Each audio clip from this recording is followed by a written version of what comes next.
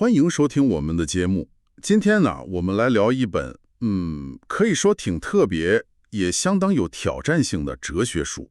就是法国哲学家梅罗庞蒂在他生命的最后阶段，奋力构思但没能最终完成的一本遗作《可见的与不可见的》。对，这本确实分量很重，而且，有点传奇色彩，是吧？所以在咱们正式开始深入聊之前，我觉得得先跟听众朋友们好好交代一下这本书的背景。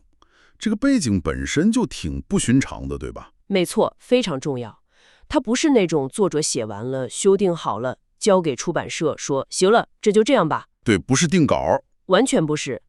梅罗庞蒂是在1961年，可以说是非常突然的去世了。那时候他正全身心投入在这本书的写作里，正写到心头哈，或者说正在攻坚阶段，可以这么说。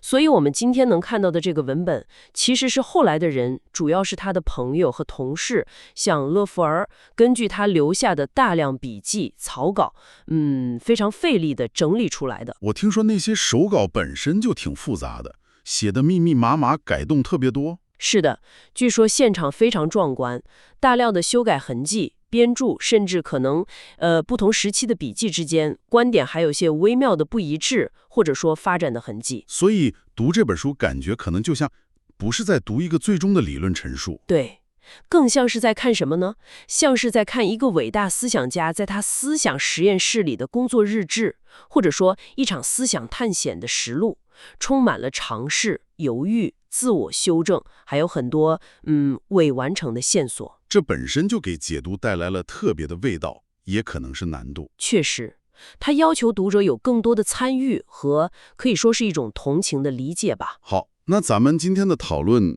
基础是什么呢？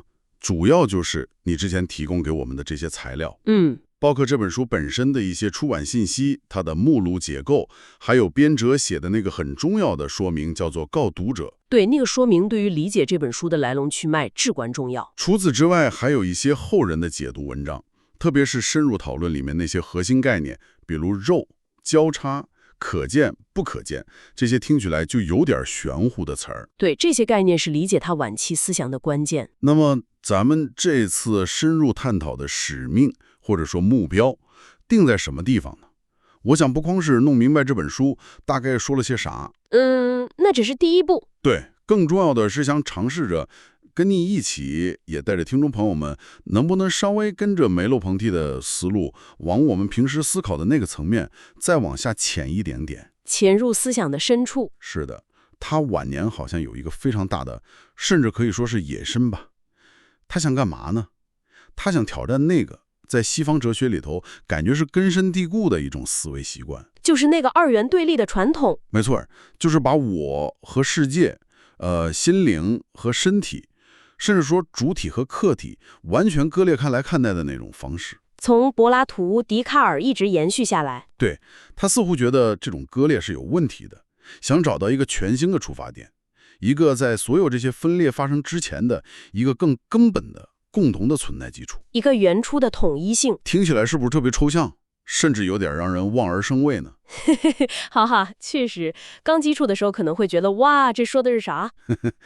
别担心，咱们今天的任务就是一起慢慢的把这些概念解包，看看能不能一步步的探寻到其中那些可能非常深刻的洞见。好，那我们就开始吧。好，行，那咱们还是先从一个问题开始。梅洛庞蒂早期的成名作《知觉现象学》那本书已经非常非常有名了，影响巨大。对，可以说是现象学运动中的一个里程碑。他最大的贡献，我理解是把哲学的关注点从那种纯粹的悬空的意识拉回到了我们活生生的在世之中的身体上，强调身体不是个东西，而是我们感知世界、跟世界打交道的方式。没错，是身体主体这个概念，强调了知觉的肉身性。对，那问题就来了，既然知觉现象学已经这么成功，这么有影响力了，他为什么还觉得不够？是什么样的问题，或者说什么样的不满足感，促使他在生命的最后阶段要投入到可见的与不可见的这项更艰巨，甚至可以说是有点自我革命性质的工作中去？这感觉肯定不只是想对之前的书做点补充或者修正，是吧？应该是有更深层的原因。对，你这个问题问到点子上了。这绝对不是一个简单的延续或者补充，它是一个深刻的转向，甚至是，用自我革命这个词，我觉得挺恰当的。梅洛庞蒂后来非常敏锐地意识到，并且，可以说是有点不安地意识到，不安，对，不安。他觉得，即使是他自己在知觉现象学里提出的那个核心概念——身体主体，虽然已经极大地强调了身体的基础性作用，但回过头看，可能只是可能啊，某种程度上依然残留着把主体，即便是这个肉身化的主体，摆在一个稍微有点特殊的、优先的，甚至是有点中心地位的痕迹。即使强调了身体主体性，可能还是有点太突出了。有这个可能。他担心是不是还没有完全彻底的摆脱那种以主体为出发点来看待存在的老框架。他想要找到那个更根本的层面，一个在主体和客体还没有明确分化出来之前的共同的存在发生的土壤。这个要求就非常高了。非常高。为了做到这一点，他就必须回过头去更彻底地审视和批判整个西方哲学的传统，特别是那些塑造了主客二元对立思想的关键人物和观念。比如最经典的笛卡尔，我思故我在。这个命题在梅洛庞蒂看来犯了一个原初的错误，就是把思纯粹的心灵活动和在广言的物质世界彻底割裂开来了。一个是纯精神，一个是纯物质。对，结果导致什么呢？导致主体变成了一个孤零零的、没有身体的，像个幽灵一样的观察者，在外面审视一个跟他自己完全异质的物质世界。梅洛庞蒂觉得，这从根本上就背叛了我们实际的存在体验。我们的体验不是这样的。完全不是。我们的体验是，我就是通过我的身体活在这个世界里的，我跟世界是交融在一起的，我的感觉、我的情绪、我的行动都是跟这个世界发生的。笛卡尔那种把思想抬到至高无上地位，脱离身体和具体情境的思维方式，梅洛庞蒂给他起了个名字，叫做高空俯瞰式思维 Pensée de survol， 像上帝一样在天上看着。差不多是这个意思。他觉得这是一种哲学上的幻觉，一种智力主义的偏见，让我们跟那个丰富、模糊、充满身体感的真实体验脱节了。批判笛卡尔，那还有谁？萨特他们不是同时代的吗？对，他和萨特的关系很复杂，既是朋友，也有思想上的论争。梅洛庞蒂对萨特在存在与虚无里的核心观点，特别是自为、意识和自在事物的划分也是有批评的。萨特也讲存在，但方式不一样，非常不一样。萨特虽然也关注存在，但他倾向于把意识、自为定义为一种纯粹的否定性力量，一种虚无化的力量。意识总是要跟那个视其所视的凝固的自在世界拉开距离，保持一种对抗性的张力。听起来好像意识和世界总是在打架，有点这个味道。梅洛庞蒂承认萨特抓住了意识的某种自由和超越性，但他觉得萨特过分强调了这种否定和对抗。他忽略了什么呢？忽略了在意识能够否定世界、跟世界保持距离之前，我们早就已经深深地浸泡在世界之中了。我们跟世界有一种更原初的、无法割断的亲缘关系 appartenance， 或者说缠绕关系。先有连接，再有分离。对，他想抓住的就是这种对抗之前的更底层的连接和交融。他觉得萨特那种把意识和世界看成是鸿沟两岸的观点，没有充分认识到两者之间那种同源性，那种都是从同一个肉里生长出来的感觉。这个肉我们等会儿细聊。除了笛卡尔和萨特，他还批判了什么？科学。他对科学的看法也很有意思。他不是反对科学本身取得的成就，而是反对一种他称之为科学主义的态度。也就是那种认为科学的客观视角是认识世界的唯一真理，或者说最高举的真理。科学追求的就是去掉主观性，对吧？得到一个纯粹可见的、精确的、独立于观察者的世界图像。对，这正是科学的方法论优势所在。但梅洛庞蒂提醒我们，这种追求本身如果推到极致，变成一种哲学立场的话，就可能是一种傲慢。为什么呢？因为它恰恰是以遗忘或者说遮蔽掉某个更根本的东西为代价。遗忘掉了什么？遗忘掉了观察者本身，遗忘掉了科学活动本身也是在这个事件上发生的，是由有身体的、使用仪器的、处在特定历史文化背景中的科学家来进行的。那个所谓的纯粹客观视角，其实是从一个非常具体的肉身的视角中抽象出来的。观察行为本身也是世界的一部分。为了获得清晰、精确、可量化的可见知识，往往就不得不暂时悬置，或者说看不见那个更深的、更模糊的，将观察者和被观察者首先编织在一起的那个交缠结构，那个肉的层面。也就是说，科学的可见是以牺牲某种不可见为代价的。可以这么理解，科学的清晰性可能恰恰来自于它对存在本身的某种深度或厚度的忽略。比如说，科学可以精确测量光波的波长，定义什么是红色，但它无法触及我看到红色时那种活生生的、不可言说的感近之感。再比如，生物学可以解剖身体，但它无法完全把握身体作为我的经验中心的那种主体性维度。这几个例子很清楚。所以总结一下，梅洛庞蒂晚年最核心的问题意识，就是在所有这些我们习以为常的分裂、主客分裂、心物分裂、内外分裂发生之前，那个更原初的，把看者和被看者、我和世界同时孕育出来、同时支撑起来的共同母体，或者说共同的织物，究竟是什么？我们有没有可能放弃那种总是自己当成外部观察者的姿态，真正潜入到这个原初的维度中去进行思考？这就是他走向晚生论转向 ontological turn 的驱动力。对，他的目标不再仅仅是描述我们如何经验世界，那是现象学，而是要追问存在本身的原初结构是怎样的。这也就是《可见的与不可见的》这本书想要去触碰和揭示的那个极其深刻也极其困难的核心议题。明白了，这个背景铺垫非常重要，所以它不再满足于身体主体，而是要挖得更深，找到那个让主体和客体都能得以存在和关联的共同基础。为了描述这个有点神秘的共同之物或者母体，他用了一个非常惊人，甚至可能让你初听之下有点不舒服、有点奇怪的词——肉 （flesh）， 法语是 chair。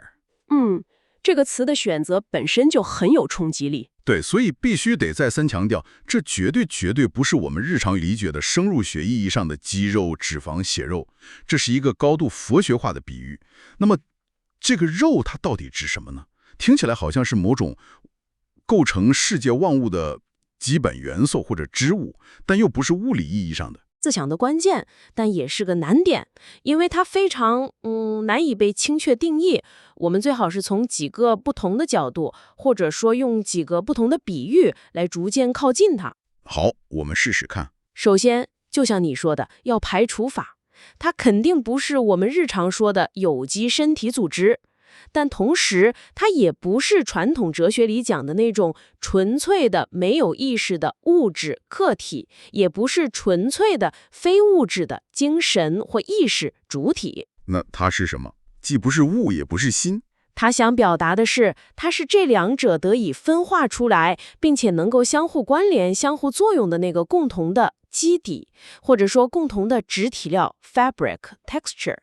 你可以想象一下，在还没有明确区分出能感觉的我和被感觉的物质之前，存在着一个更原初的、弥漫性的、普遍的可感性存在本身，一种潜在的、能够自我分化的场，那就是肉。哇，这个描述还是很抽象啊，有没有更具体的比方？有的，梅洛庞蒂自己也用了不少比喻来帮助我们理解。第一，可以把它想象成一块巨大的活的织物 tissue， or etov。整个世界，包括你我们看到的树木、山川、天空，甚至颜色、声音、触感，都是用同一种富有弹性的、内在关联的纤维织成的。所以世界不是一堆彼此分离、孤零零的东西，而是一个连续的、相互渗透的整体。像一块大毯子。有点像，但它是活的，是动态的。第二，也可以把它看作一种元素 element， 类似于古希腊哲学里说的水、火、气、土。但梅洛庞蒂说的肉不是物理化学元素，而是感性存在的终极元素，是构成一切能够被我们感知、被我们经验到的现象的那个最基本的质地。感性存在的元素，这个说法挺特别。对，第三点也是非常关键的一点，是它的同质性 homogeneity， 或者叫同源性。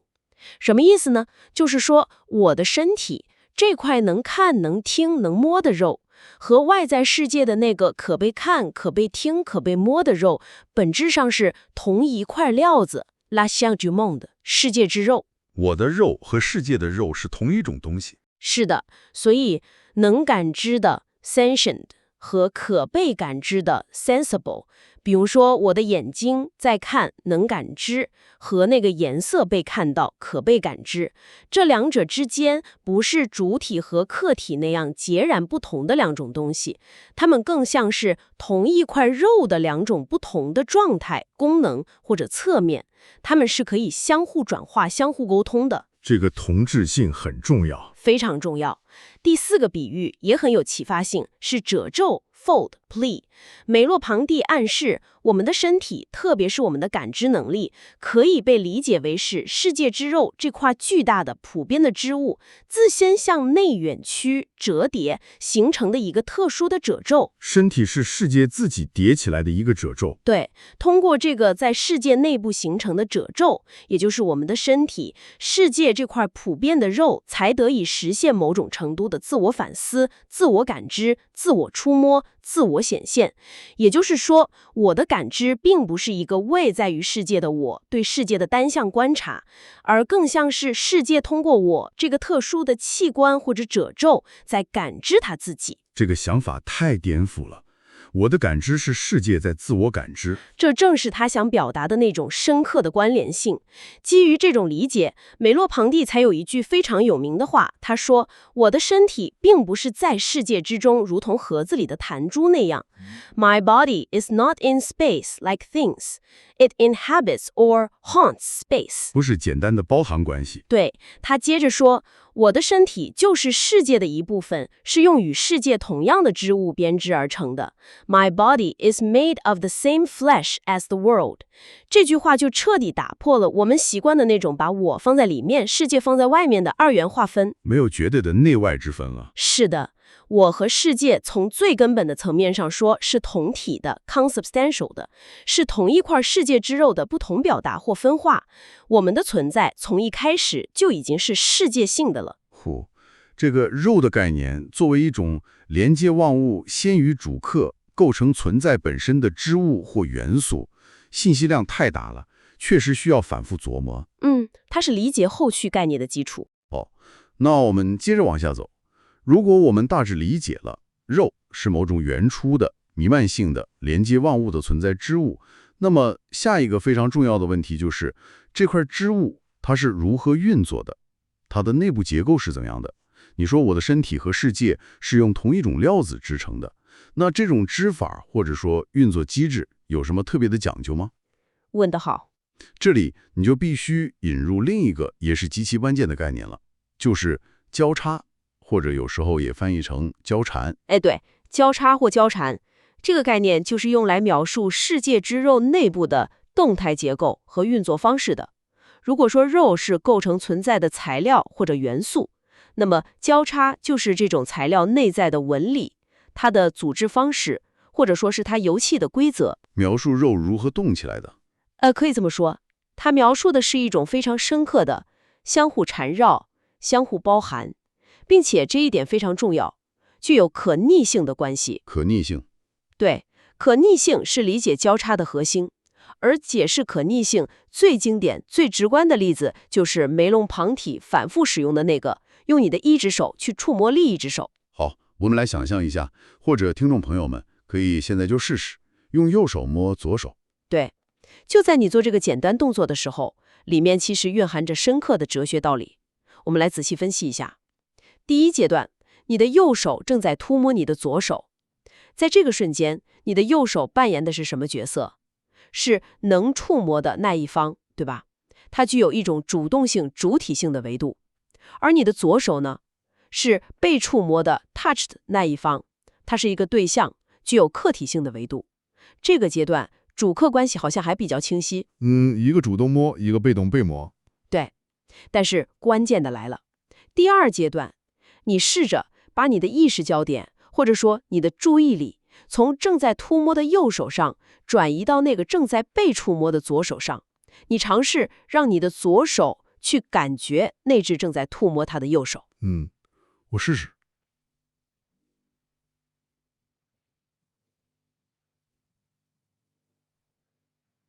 感觉到了。感觉到了什么？就算你把注意力放到左手，让他去感觉的那个瞬间，发生了什么奇妙的事情？左手好像也活过来了，它不再只是一个被摸的东西了。没错，原本只是被触摸的客体的左手，现在也开始感觉、感受了。它也获得了某种能感受的主体性维度。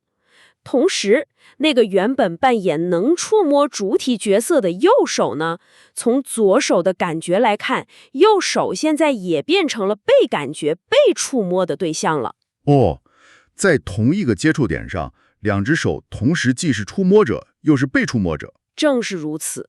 你看，就在这同一个身体内部的简单接触中，能触摸和被触摸、主体性和客体性，它们并不是像笛卡尔说的那样，是两个固定不变、截然分开的两极，它们是可以相互转化、相互渗透、相互包含的。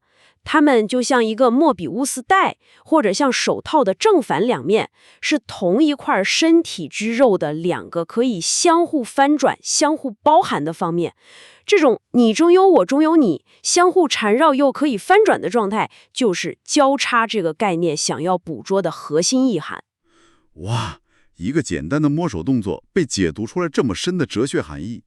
主体和客体不是固定的，而是动态可逆的。对，这不仅仅是一个有趣的身体现象，梅罗庞蒂认为这揭示了存在本身的一种基本结构。那这种交叉结构仅仅发生在我们的身体内部吗？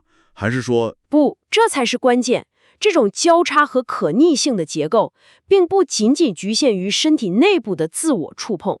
梅罗庞蒂认为，我们整个身体与世界的关系，尤其是我们的知觉活动，都深刻地体现了这种交叉结构。我和世界的关系也是交叉的，怎么理解？比如最重要的知觉、视觉，我们常说我看着主体，在看这个世界，被看着客体，这听起来也是主客分明的。很自然的想法。但是呢，梅罗庞蒂会提醒你，首先，你的眼睛，你用来看世界的这个器官，它本身是不是也是可见世界的一部分？你的眼睛本身是不是也可以被别人看见，甚至在镜子里被你自己看见？对，眼睛本身也是可见的。其次，当你看到一个颜色，比如红色的时候，这个经验难道仅仅发生在你内部的意识里吗？那个红色难道不是在那个物体上，在那个世界上向你敞开，向你呈现它自己吗？梅罗庞蒂甚至会说，在你看见颜色的时候，不光是你的眼睛在工作，在某种意义上，也是世界本身通过你的身体这块特殊的肉，在进行某种自我观看或自我显现。世界通过我在看他自己，这又回到了那个褶皱的比喻。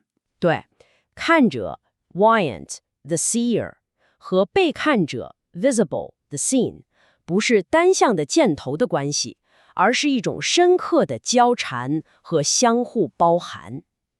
看者本身就植根于可见世界之中，它同时也是可见世界网络的一部分。能看的眼睛本身也是可见的肉身的一部分，这两者是同一块肉的两个维度。所以我和世界的关系也不是主体在外部观察客体那么简单。完全不是。这意味着什么呢？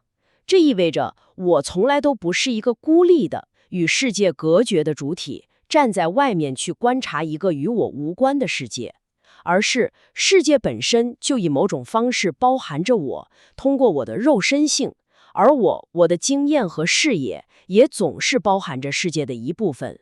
我们永远处于一种相互嵌入、相互缠绕的交缠状态之中。就像两根藤蔓缠绕在一起。这个比喻有点意思，是永恒的相互依存和相互渗透。那这种交叉的结构，对于我们理解真理和认识有什么影响呢？如果主客不是截然分开的，影响非常大。传统的真理观往往是讲符合论，就是说我心中的观念主体要符合外部的客观事实客体，这预设了主客的分离。但如果主体和世界本身就是交叉和交缠的，那么真理就不再是一个等待主体去单方面捕获或符合的外在的现成的客观对象了。那真理在哪里？真理，或者说我们对世界的通达 access， 更多的发生在主体与世界相互敞开、相互质询、相互阐明的那个动态的中间地带 l'entre deux。真理是在这个交叉的场域中生成的，而不是被发现的。生成的，不是现成在那里的。对，而且由于我们自己看着永远是画面的一部分，我们永远无法跳出这个交叉结构本身，去获得一个所谓绝对的无视角的上帝之眼的视角 God's eye view 来俯瞰一切。我们的认识永远是参与式的、有角度的、肉身化的。我们永远是从世界内部来认识世界的。这就意味着我们永远无法获得绝对客观的知识，可能是无法获得那种传统意义上认为的完全脱离主体视角的绝对客观性。但这并不意味着就是相对主义。梅罗彭蒂想说的是，真理存在于那个主体与世界互动的展开的过程中，它是一种动态的不断生成的理解，而不是一个静态的最终的结果。我们需要在交叉中去不断的探索和澄清。明白了，从肉作为共同基础，到交叉作为其运作方式和结构，这个思路确实为我们提供了一个非常不同的、突破传统主客二元论的哲学框架。是的，这是他晚期思想的两大基石。好，那我们现在终于可以来看书名本身了。见明之初，其实就两个词儿，见与不见。这两个词儿听起来就很有张力，它们跟我们刚才深入讨论的肉和交叉又是什么关系呢？特别是那个不见 invisible 这个词儿特别容易引起误解，它到底指的是什么？我觉得得首先强调，它肯定不是指那些像原子啊、暗物质啊，或者像鬼魂、上帝那样，只是因为我们技术手段不够，或者属于信仰层面而看不见的东西，对吧？对，这点非常非常重要，必须首先澄清。不可见在这里绝对不是指那些尚未被看见或原则上不可见的某种典型的对象或实体。它不是可见事物的补充，也不是可见事物的反面，比如虚无。那它到底是什么？我们先说相对容易理解的见的吧。这个应该是指可见的，相对来说比较直观。它大致上就是指我们刚才说的世界之肉这块巨大的活的织物上，那些被我们的知觉所捕捉到的相对清晰的、有轮廓、有边界的图案或者形态。比如我们眼前这张桌子、窗外那棵树、别人的身体，甚至我们自己的身体，当它被我们当成一个对象来看待时，这些都是我们可以用手指指点、用语言明命和描述的相对确定的事物或现象。它们是肉这块织物上比较显现出来的部分。可见的就是那些能被感官把握到的具体事物，可以这么粗略地说。但是接下来就是重头戏，也是这本书最核心、最晦涩也最有魅力的地方——不可见的。我们来啃这块硬骨头。它不是隐藏的对象，也不是虚无，那它是什么？理解不可见，可能需要我们换一种思维方式。梅罗彭蒂用了好几种方式来暗示它。第一，如果说可见的是织物上的图案，那么不可见的在某种意义上就是承载这些图案的那个织物本身，也就是那个普遍弥漫的世界之肉本身。肉本身是不可见的。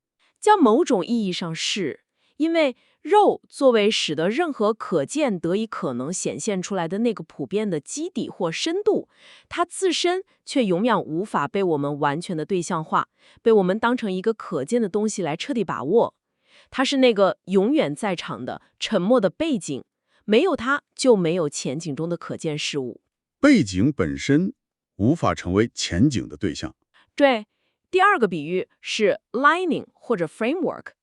不可见是可见事物不可或缺的内在支撑或维度。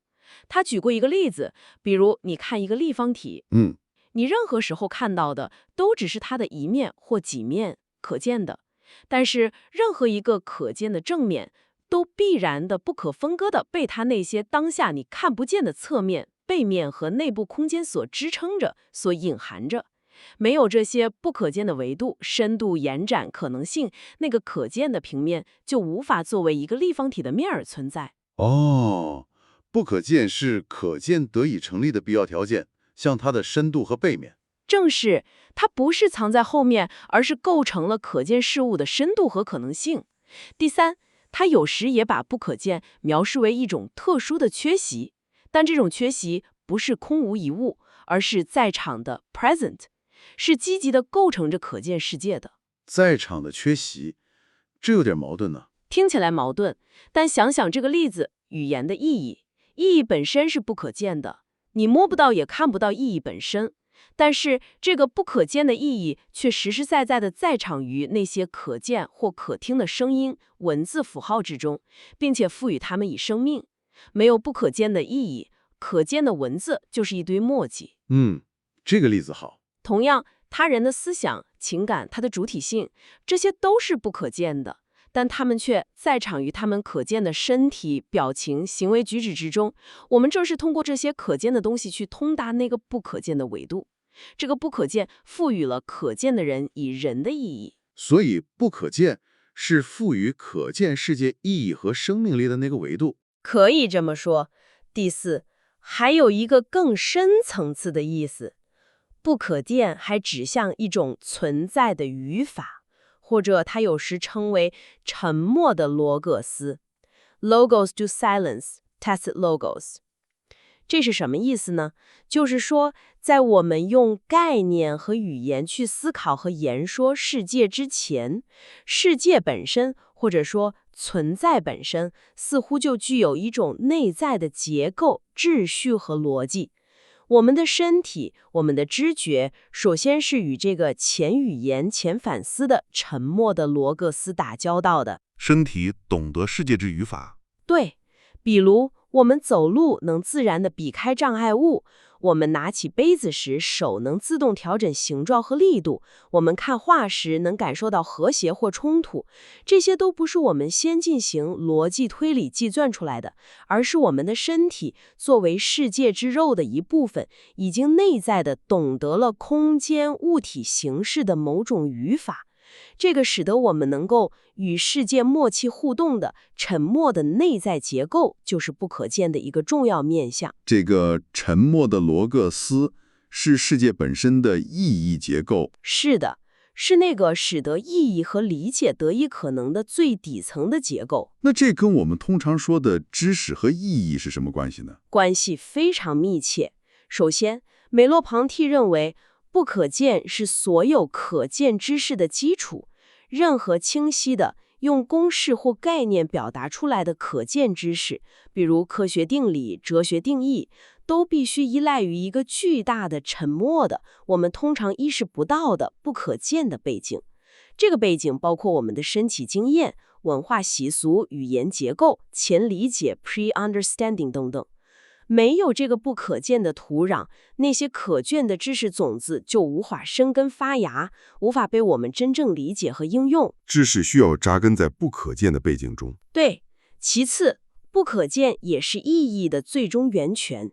任何我们能够用语言清晰表达出来的可见的意义，都只是从那个更广阔、更深邃、永远无法被穷尽的沉默的意义海洋，也就是不可见的维度所摇出来的一瓢水。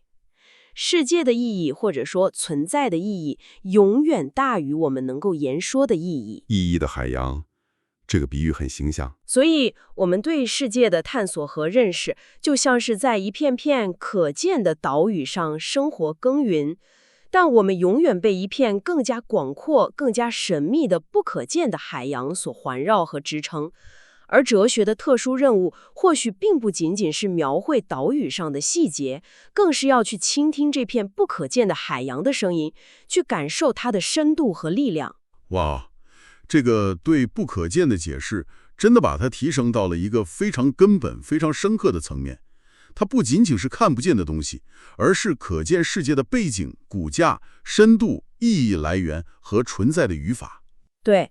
它几乎是存在本身的一个核心奥秘，听起来确实极其深刻，但也确实非常难以完全把握，感觉需要不断的去体会。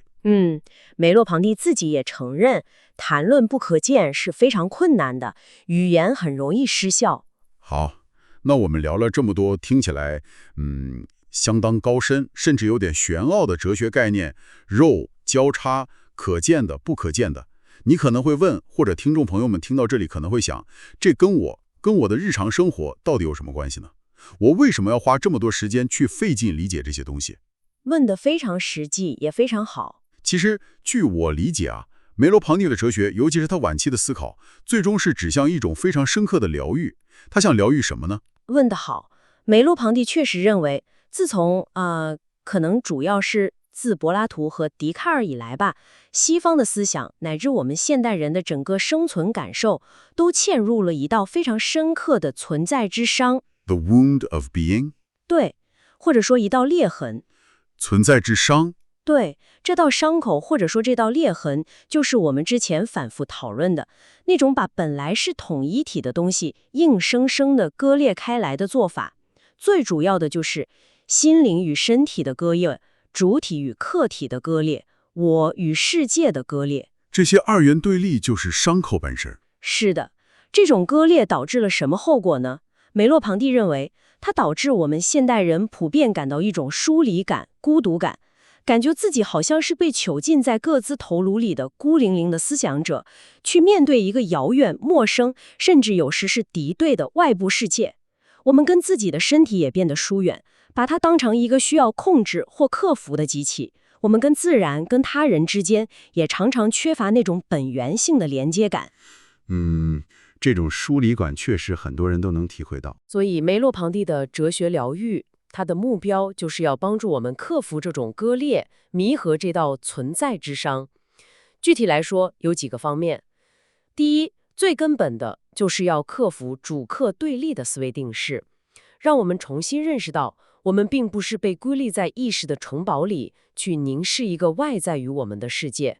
我们的存在从一开始就是在世界之中的，是与世界交织在一起的。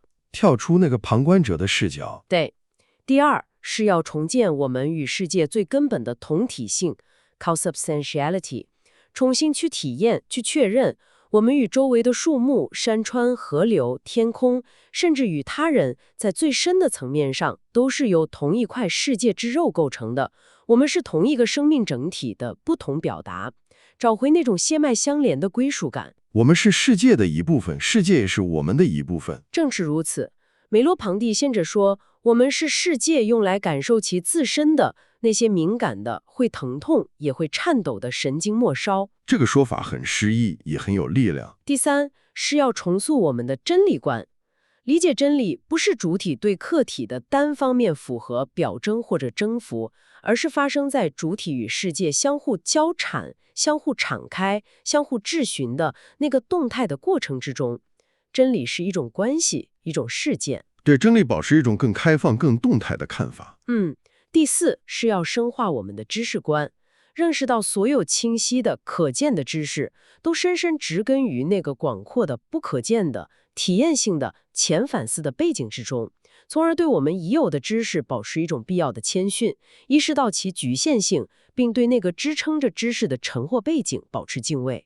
承认我们知道的总是有限的，对，并且认识到知识的力量恰恰来自于它与那个不可见背景的连接。第五，也是最终的目标，是要从根本上改变我们对自身存在的感受 （sense of being），从那种感觉自己是孤立的、偶然的个体，回归到一种作为世界一部分的参与感、责任感和归属感，体验到一种更本源的在家的感觉。这种疗愈听起来不仅是治理上的理解，更是一种生存状态的转变。确实如此，它最终指向的是一种更本真、更和谐的存在方式。这种哲学疗愈的说法，我觉得非常有意思。它把听起来非常抽象的哲学，一下子拉回到了我们每一个人的切身感受和生存处境上。特别是它如此强调身体、肉身性，以及那个难以言说的不可见维度。在今天我们这个人工智能 AI 飞速发展的时代，听起来是不是尤其具有某种警示性或者说现实意义？我觉得非常有。感觉梅洛庞蒂的思想就像一把特别锋利的解剖刀，可以帮助我们去理解和剖析当下火热的 AI， 它可能存在的某些根本性的局限，或者说它可能永远无法企及的某些维度。确实如此。用梅洛庞蒂这套关于肉、交叉和不可见的哲学框架来审视 AI， 会发现一些非常值得我们深思的地方。比如，首先，我们可以说，当前的 AI， 尤其是那些基于大数据和深度学习的 AI， 它们在处理可见之物，比如图像识别、文本生成、数据分析方面，表现得极其出色，甚至超越了人类。从某种意义上说 ，AI 就像是笛卡尔当年设想的那个与身体无关的纯粹的我思 res cogitans 的终极技术体现。它是一个完美的无肉之眼 disembodied eye， 一个超级信息处理器。它就是处理可见信息的大师。对，但恰恰因为它是一个无肉之眼，它就天然的结构性的缺少了梅洛庞蒂最为看重的那个维度，也就是肉 flesh 和由肉所支撑的不可见 invisible 维度。AI 没有一具由世界之肉构成的活生生的会疲惫、会受伤、会感受温度和质感的身体。它的存在，如果可以称之为存在的话，是硅基的、算法的，而不是碳基的、肉身的。没有肉身是关键区别。这是最根本的区别，由此引发一系列后果。比如，因为没有肉， AI 就永远无法真正体验到我们刚才详细讨论的那种深刻的交叉 chiasm 和可逆性 reversibility。 怎么说？ AI 可以通过生气触摸或看见世界，但这本质上是一种单向的数据采集 data acquisition， 它永远无法体验到那种触摸者同时也是被触摸者，看者同时也是被看者的那种在同一接触点上主体性与客体性相互渗透、相互翻转的深刻体验。它的触觉和视觉缺乏那种双向的感性的参与感 participation。 它的看和摸是单向输入。对，举个例子， AI 可以被训练来精确地识别光谱中的红色，甚至能写出关于红色的诗歌，但它永远无法拥有人类婴儿第一次看到鲜艳红色时的那种直接的、震撼的、混杂着情绪和身体反应的感受。它处理的是关于红色的信息，可见的，但它错失了红色本身的那种感性质感，不可见的。他知道红色，但他不感觉红色。说得好。同样 AI 观看这个世界，但它永远不会被这个世界所看。它与世界的关系本质上是非对称的，它是一个置身事外的观察者，而不是一个交缠其中的参与者。这个非对称性很重要。这就引出了一个更深层的问题。AI 能否真正拥有一个梅洛庞蒂意义上的世界 world？ 注意，这里所说的世界不是指物理学意义上的宇宙 universe， 那个由物质、能量、时空构成的客观存在，而是指我们人类所栖居的充满意义、价值、历史性、文化内涵和主体间性的那个生活世界 Lebenswelt。 世界和宇宙的区别。对，梅洛庞蒂的整个哲学都在强调，我们所经验的世界恰恰是建立在肉身性和交叉性的基础之上的，是充满了不可见的深度和意义的。那么，一个没有肉身、无法经验交叉、缺乏不可见维度的 AI， 它能拥有的会不会永远只是一个由数据、算法和逻辑规则构成的冰冷的、没有厚度和温度的宇宙，而不是一个温暖的、有意义的世界？问题很尖锐 ，AI 可能永远无法真正进入我们的世界。这正是梅洛庞蒂哲学可能给我们的一个重要启示。由于缺乏肉身这个与世界原初连接的锚点，以及无法体验交叉这种存在的基本语法， AI 可能永远无法真正地栖身 inhabit 于那个将我们与世界紧密连接在一起的沉默的前反思的存在语法或沉默的罗格斯之中。它或许能够极其出色地模拟人类的行为和语言，但它可能永远是一个观察世界的无法真正融入其中的局外人。这为我们思考 AI 的未来发展提供了一个非常不同的，也是非常深刻的哲学视角。是的，它提醒我们不能仅仅从计算能力和信息处理的角度来理解智能和存在，有些维度可能是 AI 永远无法触及的。好了，感觉我们今天这趟深入梅洛庞蒂可见的与不可见的世界的旅程，收获非常丰富，但也确实相当烧脑。好了，感觉我们今天这趟深入梅洛庞蒂可见的与不可见的世界的旅程，收获非常丰富，但也确实相当烧脑。哈哈，他的思想确实需要反复咀嚼。我们跟随他的思路，经历了一场可以说是从关于存在的哲学到试图来自存在本身去言说的哲学的艰难旅程。其核心的转变，就是试图从那种根深蒂固的逐客二元论，转向一种以世界之肉作为出发点，强调主体与世界原初交掺的本体论。这是一个根本性的视角转换。在我们结束之前，可能还需要再次，也是最后一次提醒听众朋友们，可见的与不可见的毕竟是一部未完成的著作。就像我们开头说的，它更像是一张充满了探索痕迹，甚至可能还有些矛盾和未解之处的地图，而不是一个封闭的完成了的理论体系。对，这一点非常重要。接受它的未完成性本身就是理解它的一步，他提出的问题可能比他给出的答案更持久，更有启发性。对，所以他邀请我们一起思考，而不是给我们一个最终答案。正是如此，而且梅洛庞蒂的探索到了最后似乎也在暗示我们，真正的哲学或许它的品格更接近于一种艺术或者是诗歌。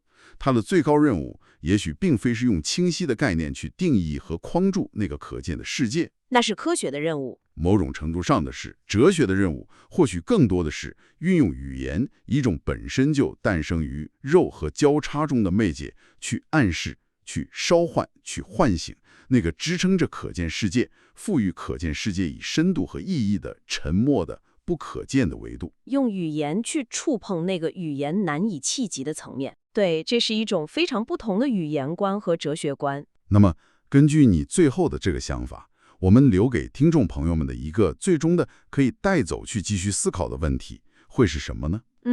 我想可以这样问问自己，梅洛庞蒂的这些听起来有些艰深的想法，对你个人来说可能意味着什么？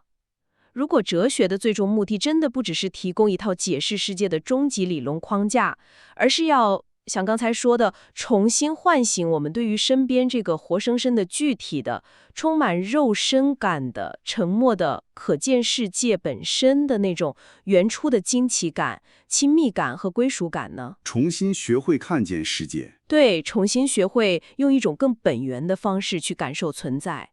如果我们尝试着带上一点梅洛庞蒂所倡导的那种本体论的谦卑 ontological humility， 也就是承认我们永远无法完全客体化的把握存在，承认我们自身就是世界之肉的一部分，那么这种态度的转变会不会微妙地改变你对自己日常体验的看法？比如，就在此刻，你感受到的自己身体的重量、呼吸的起伏，你看到了窗外的光线、树叶的摇曳，你听到的周围细微的声音。如果你不再把它们仅仅看作是外部的客观的数据或对象，而是看作是世界之肉在与你这块肉相互交感、相互呈现，看作是那个巨大的不可见背景的显现，那么你的感觉会不会有一点点不一样？会不会多一丝惊奇、一丝亲近或者一丝敬畏？这个问题确实值得我们每个人在日常生活中去慢慢体会、慢慢探索。是的，这个问题没有标准答案，只能留给你自己在体验中去寻找。非常感谢你今天带来的这场极其深入也极富启发的探讨。希望这次关于梅洛庞蒂可见的与不可见的对话，能够给收听我们节目的朋友们带来一些全新的思考角度和感受方式。也谢谢你，希望大家能有所收获。